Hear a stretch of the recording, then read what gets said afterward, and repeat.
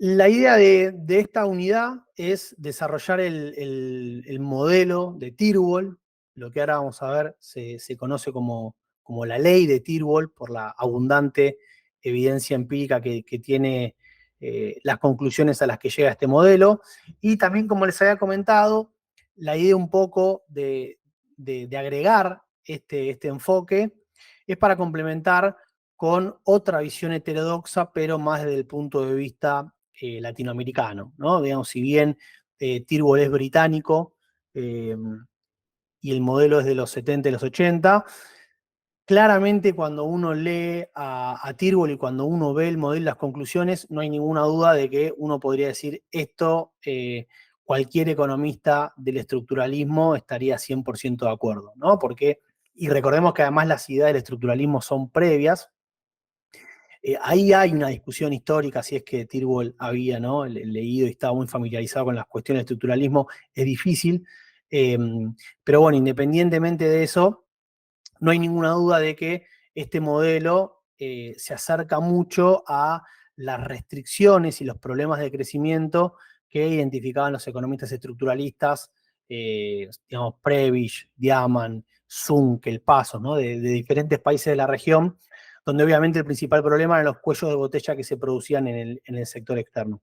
Y como le decía, al comparar después con el modelo neoclásico de crecimiento de Solow, con el modelo kalekiano, donde ahí no, digamos, el problema principal no es una restricción al crecimiento, sino una cuestión distributiva, bueno, como que uno puede darse cuenta cómo, dependiendo del enfoque que uno tenga, obviamente el modelo va a reflejar eso que uno quiere explicar, ¿no? Digamos, la tensión en el crecimiento en un caso va a estar en las restricciones de oferta, en otro va a estar en la cuestión de la distribución del ingreso, y en otro, bueno, obviamente, y también va a estar tirado por la demanda, ¿no? Y en este caso, como vamos a ver ahora, la principal restricción va a ser una restricción del sector externo. Bien. A ver, justamente lo que hace, acá estoy siguiendo un poquito el primer capítulo que les puse la biografía, el capítulo 4 del trabajo de Tirwall, que él dice algo, digamos, bastante interesante, ¿no? Él dice, cuando en cualquier clase de macroeconomía básica a uno le muestran la identidad contable, ¿no?, y le dicen que el PBI es, por definición, igual a la suma de los componentes de la demanda agregada, el consumo, la inversión, bueno, el gasto público, las exportaciones y las importaciones.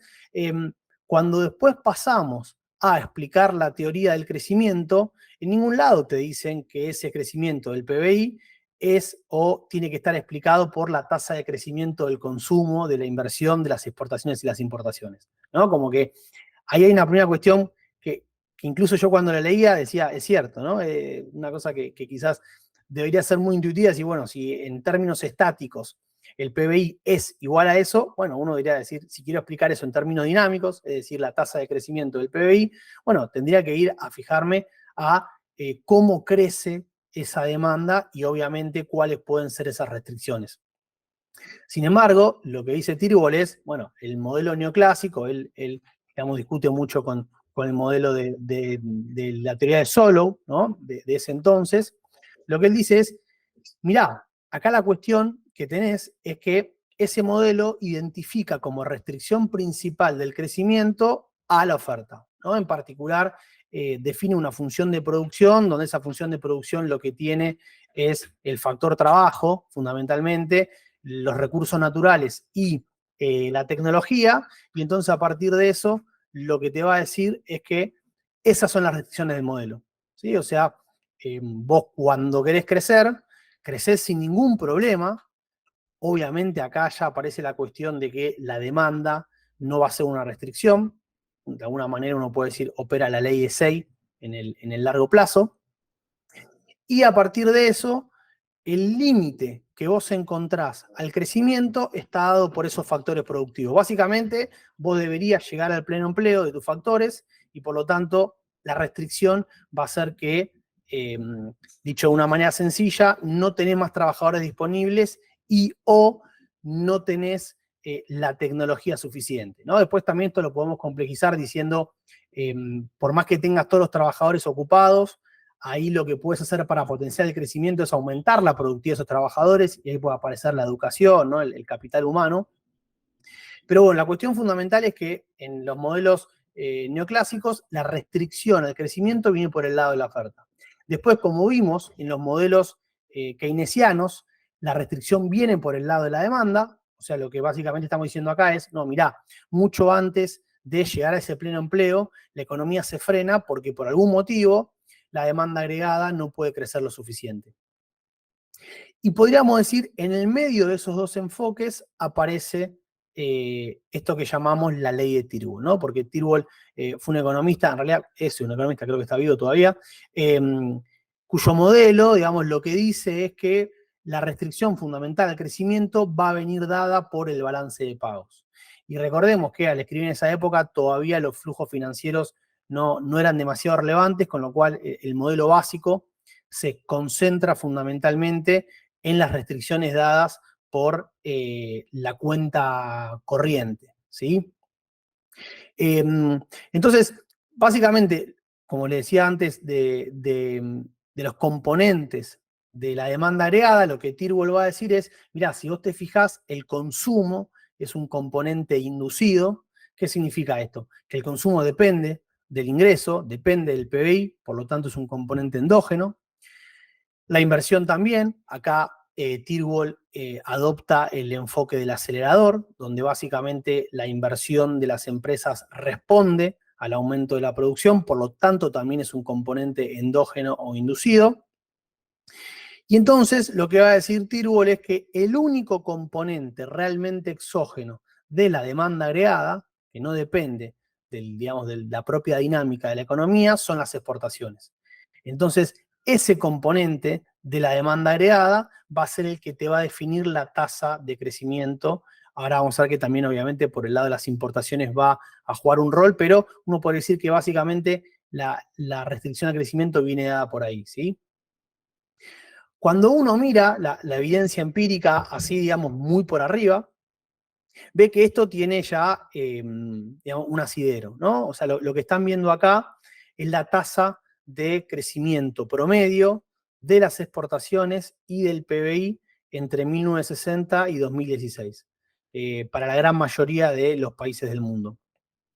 Y como pueden ver acá, existe una clara relación positiva entre el crecimiento y las exportaciones, ¿no? O sea, uno lo podríamos decir de otra manera, para poder crecer, sí o sí tienes que aumentar las exportaciones, y también podríamos decir, para crecer más rápido, la velocidad a la que aumentan las exportaciones tiene que ser muy alta. O sea, no hay países que hayan crecido a una tasa muy alta y que al mismo tiempo no hayan incrementado a una velocidad similar las exportaciones, ¿no? La relación es bastante estrecha.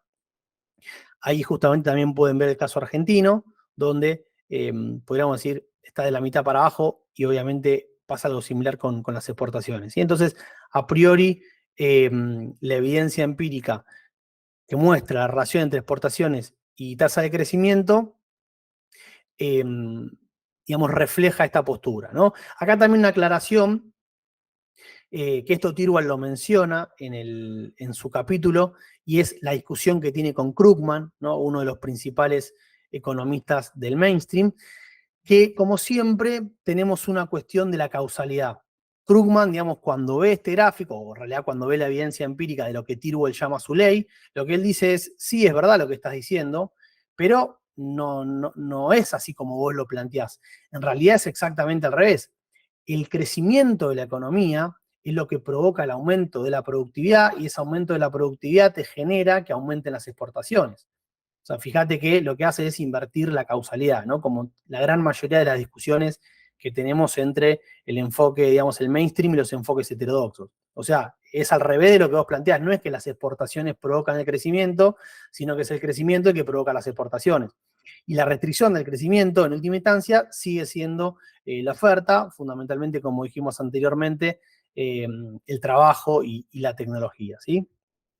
Pero bueno, pasemos entonces directamente al modelo, que vamos a ver que es bastante sencillo, ¿no? Entonces, lo que Tyrbull arranca diciendo, como decíamos antes, es la restricción viene dada por el balance de pagos, y básicamente, como le decía antes, él escribe en un momento donde los flujos financieros no eran relevantes, Por lo tanto, lo que él va a decir es que el crecimiento de largo plazo tiene que ser un crecimiento donde haya un equilibrio de la balanza de pagos. O sea, no podés crecer de manera sostenida con un déficit de cuenta corriente, porque eso terminaría en una crisis y en una devaluación que te va a llevar a que tu economía vuelva a crecer a un nivel compatible con un equilibrio de cuenta corriente, y tampoco, digamos, deberías crecer muy por debajo, porque vamos a ver que también debería haber mecanismos que te lleven hacia arriba, ¿no? Hacia una tasa de crecimiento mayor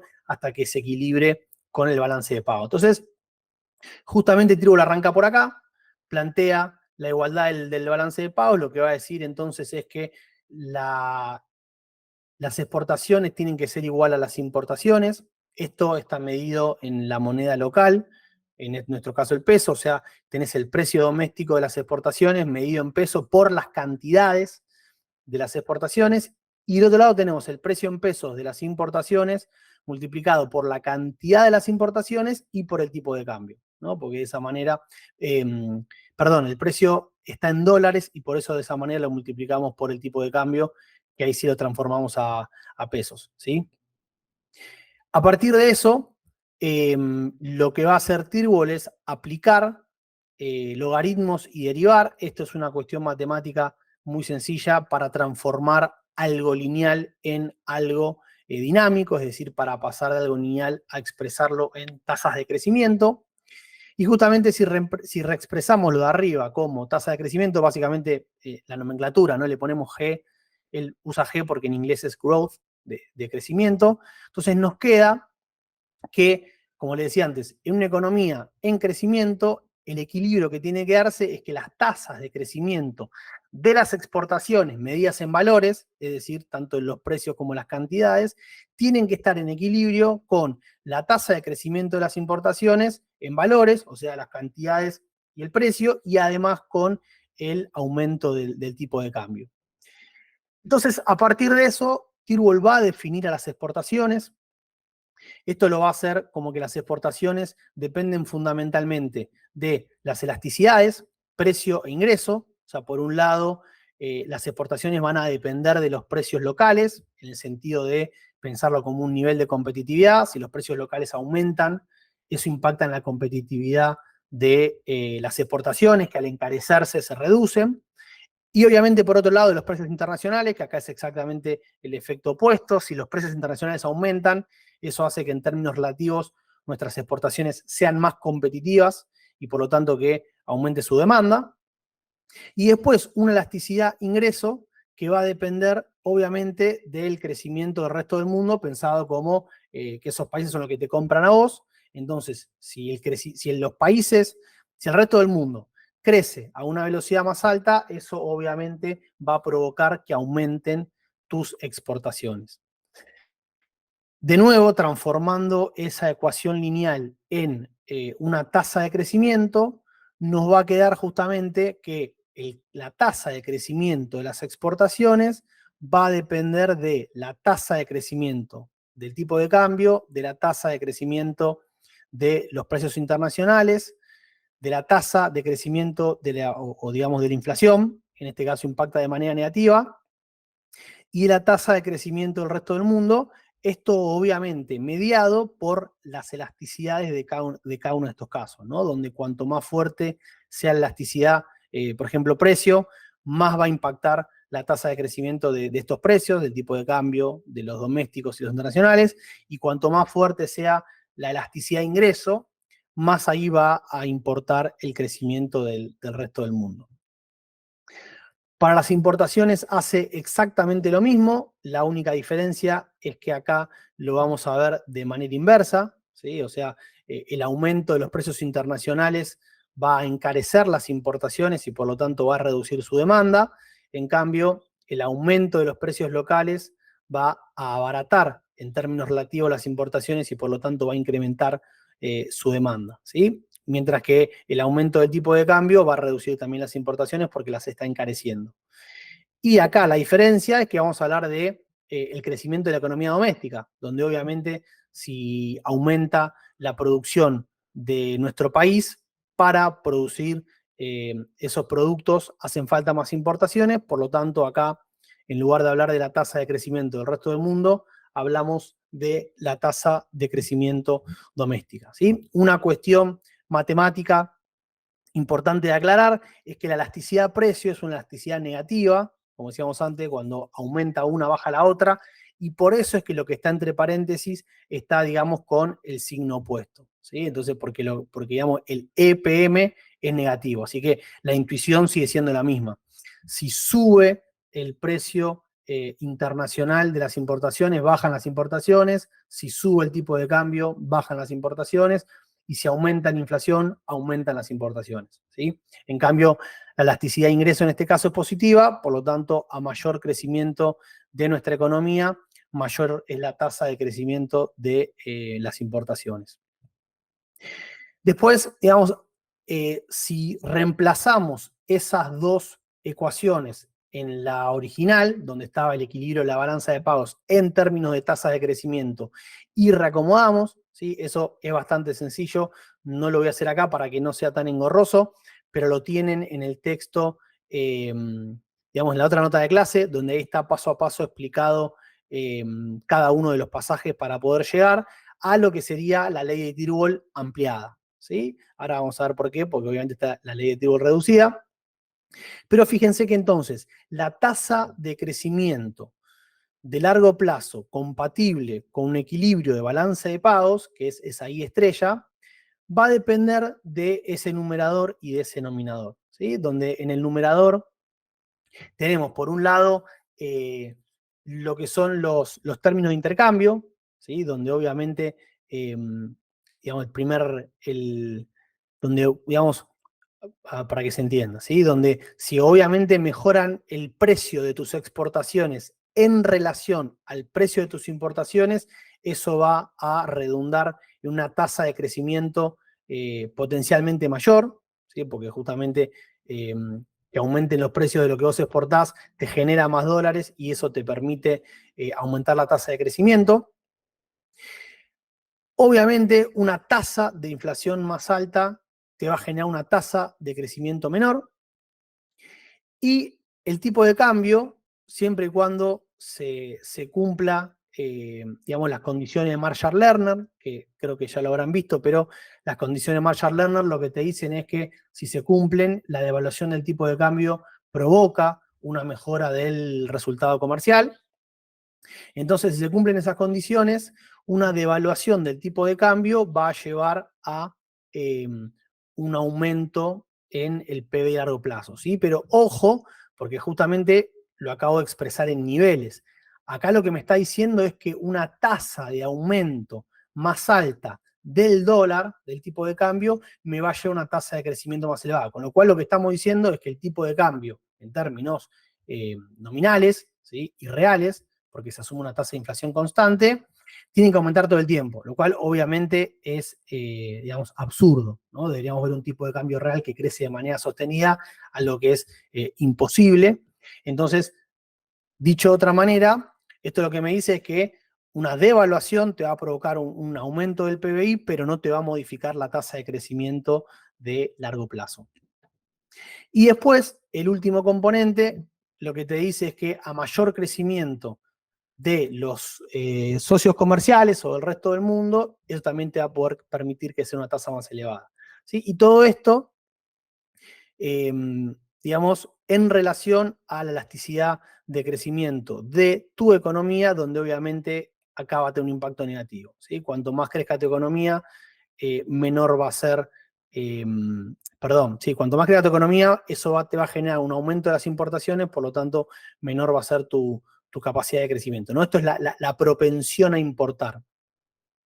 Y fíjense que acá otra cuestión que es interesante es que de alguna manera esto me está planteando un cuello de botella, porque dado un crecimiento del resto del mundo, una tasa constante, ¿no? Pongámonos, el resto del mundo crece al 3%. Si vos sos un país periférico, ¿sí? Un país en vía de desarrollo, obviamente que para poder alcanzar a ese resto del mundo, para poder alcanzar a los países desarrollados, vos tenés que crecer a una tasa más alta, ¿sí? Y justamente ahí aparece el cuello de botella. ¿Por qué? Porque al crecer a una tasa más alta que el resto del mundo, dejando todo lo otro constante, eso va a hacer que tus importaciones crezcan a una velocidad mayor y por lo tanto que eso te choque con la restricción externa, ¿no? Que es el famoso concepto justamente del estructuralismo. Obviamente que acá, si vos tenés una elasticidad muy alta de tus exportaciones, eso probablemente haga que esa restricción se alivie, pero es importante entender esta cuestión de que de alguna manera lo que te está diciendo es, mirá, vos para crecer una tasa más alta que el resto del mundo de manera sostenida, tenés que hacer políticas, ahora vamos a ver, para incrementar constantemente tus exportaciones o para reducir tu propensión importadora. Precisamente, si asumimos que los términos de intercambio se mantienen en el tiempo relativamente constante, es decir, puede ser que haya momentos del tiempo donde los términos de intercambio mejoren, pero eso después seguramente viene acompañado de un periodo en el cual se deteriore, entonces en promedio esos términos de intercambio son constantes. Lo mismo también, como dijimos antes, que el tipo de cambio real. Uno no ve que el tipo de cambio real crezca de manera sostenida o se reduzca de manera sostenida. Hay momentos del tiempo donde aumenta, donde se reduce, pero en promedio se observa cierta estabilidad, con lo cual si nosotros asumimos que todo eso se mantiene constante, llegamos a lo que es la, podríamos decir, verdadera ley de Tyrwell, en el sentido de que la versión reducida es la que más se conoce, la que más se estima en términos econométricos y es la, digamos, la que da buenos resultados. Donde básicamente lo que esto me está diciendo es, mirá, la tasa de crecimiento de largo plazo de tu economía, es decir, la que es compatible con el equilibrio en el sector externo, depende de la tasa de aumento de las cantidades exportadas en relación a la propensión a importar. ¿Sí? O sea, uno puede resumirlo en estos dos componentes y obviamente la conclusión que se desprende de esto es que para crecer más tenés que sí o sí incrementar tus exportaciones, de nuevo, en cantidades, ¿sí? No vale que solamente mejoren tus precios, y o tenés que reducir la propensión importadora. Ahora bien, digamos, una cuestión acá también es interesante, ¿no? Leyendo esta ley en clave de historia económica argentina, donde uno, digamos, como sabemos, la estrategia de la ICI, ¿no? El modelo de industrialización por sustitución de importaciones. Bueno, de alguna manera lo que está diciendo esto es, bueno, fíjate que te vas a quedar corto si solamente querés apuntarle a reducir tu propensión importadora, porque sí o sí eso tiene que ir acompañado de un aumento de las exportaciones, ¿no? Que de alguna manera es una de las críticas que se le suele hacer a la ICI, ¿no? Sobre todo comparada con la estrategia de los países asiáticos, donde ahí claramente fueron por el lado de aumentar la capacidad exportadora y bueno, al final del día esos países fueron los que terminaron pegando el salto y transformándose en países desarrollados, ¿no? Pero bueno, básicamente lo interesante de esto, además es que, como toda ley, ¿no? Es muy elegante en el sentido de que depende solamente de dos variables, ¿no? Es muy difícil hablar de una ley que dependa de 14 variables porque no tiene demasiado sentido. Entonces, esto además es recontra fácil de estimar. Básicamente lo que haces es agarrar, ahora vamos a ver, ¿no? Pero agarrás los países y agarrás estas tres variables y las cruzás a ver si algo digamos, coherente. Y efectivamente, cuando uno, ahora vamos a ver, ¿no? Pero efectivamente cuando uno mira los trabajos, esto se cumple. La otra cuestión interesante es que después que haya salido el trabajo de Tyrwell, lo que algunos economistas le marcaron es, che, mirá, esto mismo que estás diciendo vos, ya lo dijo Harrod, ¿no? Recuerden el mismo Harrod del modelo de Harrod-Domar,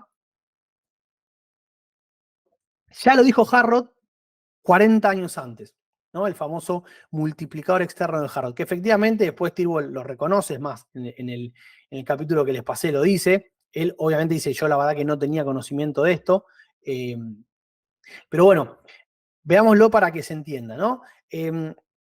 Harrod lo que agarra y lo que dice, acuérdense que era el modelo bien sencillito que vimos de crecimiento, ¿no? Lo que dice es, mirá, nosotros podemos definir a las importaciones como una propensión a importar respecto del PBI. O sea, vos tenés una cantidad fija de insumos importados que necesitas para poder producir, por lo tanto las importaciones dependen de eso.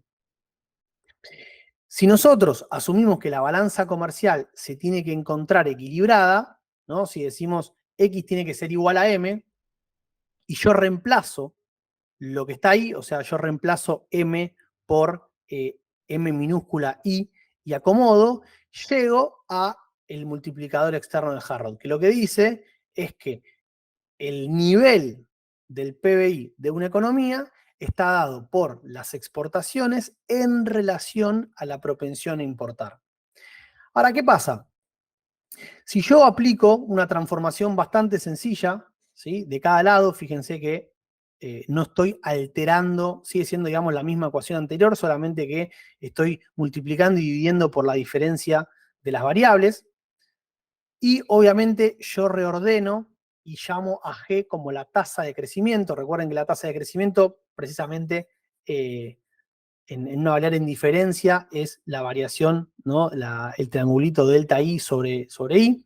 Entonces, fíjense que reexpresando esa ecuación o ese multiplicador externo original que planteó Harrod, yo puedo llegar exactamente al mismo resultado al que llegó Tyrwell. ¿Sí? Si se fijan, ahí tenemos la tasa de crecimiento del producto, ¿sí? Después tenemos la tasa de crecimiento de las exportaciones. Yo reacomodo lo que está arriba y fíjense que delta X sobre X es la tasa de crecimiento de las exportaciones. Y fíjense que la variación del producto, ¿no? O la tasa de crecimiento del producto en relación a la tasa de crecimiento de las importaciones es justamente la elasticidad de ingreso. ¿Sí? Entonces, yo reacomodando todo, llego precisamente a la misma conclusión a la que llega Tyrwell, que es que el crecimiento de una economía es igual al aumento de las exportaciones en cantidades respecto de la propensión a importar. ¿Sí? Bien, entonces, como le decía, rápidamente este trabajo de Tyrwell se transformó en una ley, ¿sí? Porque básicamente un montón de trabajos empíricos se pusieron a medir esto, y la verdad es que la gran mayoría de los trabajos daban resultados muy positivos. ¿Sí? Como le decía antes, está la discusión de la causalidad, que eso lo plantearon los economistas del mainstream con Krugman en la cabeza, pero también empezaron a aparecer posteriormente que esa ley como que empezaba a fallar, ¿no? Y empezaba a fallar porque justamente lo que se encontraba era que había países que presentaban déficits o superávit persistentes de la cuenta corriente. Es decir, países que por 20, 30, 40 años mostraban un déficit de la cuenta corriente, lo cual en principio, según la ley de Tyrwell, no debería ser posible porque el crecimiento a largo plazo debería ser equilibrado. Entonces, esos déficits o esos superávit tenían que en algún momento desaparecer, cosa que no sucedía. ¿Por qué no sucedía? Bueno, obviamente porque ahí aparecen los capitales financieros que son los que permiten financiar estas cuestiones, ¿no? Entonces, ahí el modelo de Tyrwell se le agrega una incorporación, básicamente es decir, bueno, mirá, ahora agreguemos los flujos financieros al balance de pagos, de vuelta, de una manera muy esquemática y muy sencilla, no estamos pensando si son capitales de cartera, si son inversión extranjera directa o si es deuda pública, simplemente que vos tenés capitales financieros que pueden, ¿no?, ingresar al país o salir del país para financiar o desfinanciar a un resultado de la cuenta corriente. ¿Sí? Entonces, ese CF que está ahí son los capitales financieros netos, ¿sí? O sea que si eso es positivo me está diciendo que están entrando capitales, si eso es negativo me está diciendo que están saliendo. Y de nuevo, si nosotros a partir de eso volvemos a reemplazar en la ecuación que estaba previamente y reacomodamos, yo lo voy a dejar esto en el apéndice del PowerPoint por si lo quieren revisar, pero insisto, está en el trabajo, en el otro apunte que les dejé de la clase. Se encuentran con lo que podríamos decir la ley de Tyrwell ampliada para los flujos financieros, donde si comparan con la versión anterior, ¿sí?, obviamente el componente que se incorpora es el de estos flujos financieros. ¿Sí? Lo que tienen ahí, fíjense, es primero el componente, podríamos decir, del crecimiento, ¿no? De la elasticidad del crecimiento contra el crecimiento de los países, y de otro lado, justamente, el componente financiero. Ese 1 menos tita me muestra la participación que tienen las exportaciones, perdón, en realidad tita, no 1 menos tita, tita me muestra la participación que tienen las exportaciones respecto de los ingresos totales del sector externo, y 1 menos tita me está mostrando la participación que tienen los flujos financieros dentro de ese ingreso total, ¿sí? Básicamente lo que esto me está diciendo es, cuanto más tu economía dependa de las exportaciones y menos del financiamiento externo, más fuerte va a ser el primer componente, y obviamente cuanto mayor sea el peso de los flujos financieros, mayor va a ser el componente financiero, ¿sí? Pero fíjense que si nosotros asumimos que no hay desequilibrio en la balanza comercial y que no hay capitales financieros, el resultado es el mismo que antes, ¿sí? Reemplacen ahí, van a ver que desaparecen todas las variables financieras. Si no hay capitales financieros y hay un desequilibrio en la balanza comercial, la tasa de crecimiento de largo plazo es más baja. De todas maneras, esto no tiene demasiado sentido porque de alguna manera estamos diciendo que vos podrías persistentemente tener un déficit de balanza comercial sin que eso sea financiado de alguna manera. Pero llegamos a un caso que es el más interesante y el que está más asociado a lo que pasaba en la realidad, que es que vos podés tener una tasa de crecimiento mayor a la que hubieses tenido con la ley de Tyrrell original, siempre y cuando vos logres conseguir financiamiento externo de manera persistente, ¿sí? De nuevo, que la tasa de crecimiento de los flujos financieros sea positiva. Esto, digamos, no significa que vos por 3 o 4 años consigas financiamiento externo. No, o sea, porque si vos conseguís financiamiento por 3 o 4 años y después te la pegás y justamente tenés que pagar toda esa deuda, por ejemplo, bueno, no, es más, incluso lo todo puede hasta ser un nivel más bajo. Lo que estamos diciendo es que persistentemente tenés que lograr un financiamiento externo positivo, lo cual pasa en muchos países, incluido hoy en día varios países de la región, ¿sí? Entonces, obviamente, eso te permite crecer a una velocidad mayor, porque no solamente obtenés, podríamos decir, el financiamiento de las exportaciones, sino también un financiamiento adicional dado por estos capitales, lo cual te permite tener un déficit o te permite, dicho de otra manera, eh, importar más que antes, y eso justamente se traduciría en una tasa de crecimiento mayor, ¿sí? A partir de eso, esto lo podemos medir, como les decía, le dejé también como bibliografía complementaria un trabajo que mide esto para Argentina. Lo que están viendo ahí es la tasa de crecimiento observada en línea roja, la tasa de crecimiento compatible con la ley de Tyrrell, que es la línea azul, y podríamos decir el exceso de crecimiento, positivo o negativo, si es que tu economía está creciendo por encima o por debajo de lo que sería el crecimiento de largo plazo, ¿sí? Compatible con tu balance de pago. Entonces, fíjense que, por ejemplo, en los primeros años de los 90, tu economía estaba creciendo por debajo de lo que podía, ¿sí? Que después obviamente eso se equilibra y después, como siempre, no se da vuelta, y en los ¿cómo se dice? A fines de los 2000 tenés una caída muy fuerte justamente con la crisis, y que después en lo que sería la década posterior a los 2000 vos tenés un crecimiento bastante equilibrado, donde digamos tu economía crece en línea con el crecimiento a largo plazo, hasta que después se ubica por encima persistentemente y después obviamente ahí baja, ¿no? O sea, de alguna manera igual vamos a ver que esto es simplemente una referencia a largo plazo, pero que si uno quiere mirarlo como qué pasa en un determinado año puntual, bueno, no tiene demasiado sentido, ¿sí? Y después lo otro interesante de este trabajo es que descompone cuáles son las variables de mayor influencia en ese equilibrio en ese crecimiento a largo plazo de Tyrrell.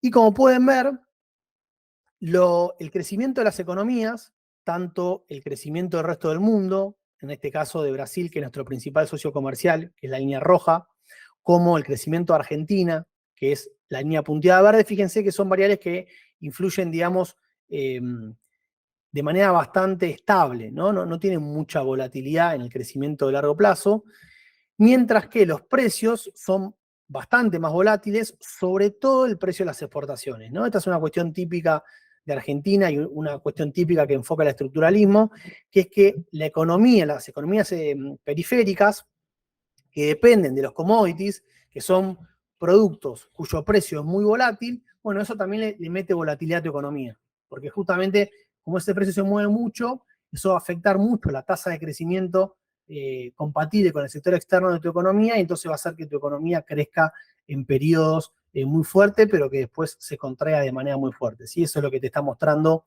la línea violeta, que básicamente te muestra el precio de tus exportaciones. Después, otra manera de mirar esto es agarrar el PBI de Argentina, ¿no? De esto lo hice yo, no está en ningún trabajo. Agarrar el PBI Argentina del 70 hasta el 2018, creo que era esto, 2017, y compararlo con la generación de dólares de tu economía, donde esa generación de dólares básicamente son los flujos reales y los flujos financieros de tu economía. Fíjense que es una relación bastante estrecha de largo plazo, ¿sí? Si nosotros, esto alguna vez ya lo vimos, si hacemos un zoom ahí en los últimos años, nos encontramos básicamente con tres periodos, ¿no? Un primer periodo donde el PBI va en línea con esa generación de dólares. Un segundo periodo donde esto también sucede, ya hay un desacople un poco más marcado, pero además se estancan la economía y la generación de dólares. Y después un tercer periodo que es también llamativo, porque crece fuertemente la generación de divisas, pero el PBI no acompaña. ¿Sí? Entonces, cuando uno se pone a indagar sobre esto y se fija los diferentes componentes que están por detrás de esa generación de divisas, bueno, ahí está un poco la explicación, ¿no? O sea, en la primera parte, todo lo que impulsa el crecimiento es fundamentalmente las exportaciones. Después, fíjense que en el segundo periodo, cuando las exportaciones se estancan, eso también lleva al estancamiento de la economía. Obviamente también ahí, para que la economía no se contrajera, porque uno lo que debería observar en realidad es que como se contrae la generación de dólares, también debería contraerse la economía. Eso no sucede justamente por las regulaciones a la demanda, ¿no? Donde eso te permite, el famoso cepo, sobre todo, ¿no? Te permite sostener la actividad económica a costa de una brecha creciente. Y por otro lado, fíjense cómo el fuerte incremento de la generación de dólares del tercer periodo no está correspondido por un aumento de la producción, básicamente porque estos son dos capitales financieros. ¿Sí? O sea, está bueno para poder comparar las tres cuestiones vinculadas con el crecimiento de la economía y entender, como le decía antes, que en algunos periodos del tiempo vos podés tener un mayor ingreso de divisas, pero que eso tranquilamente puede no traducirse en un aumento del crecimiento a largo plazo, porque obviamente esto llega hasta 2018, que es el momento de la crisis financiera argentina. Si uno lo seguiría extendiendo, vería que todos esos capitales después desaparecen y obviamente que tu economía crece a una tasa menor, ¿sí? Como decíamos antes, no es un aumento persistente de tus flujos financieros. Vos simplemente lo que estás haciendo es conseguir por un periodo corto de tiempo más divisas, pero que después eso se va a revertir cuando vos no tengas la capacidad de sostenerlo, básicamente porque es deuda que vos después no vas a poder pagar, ¿sí?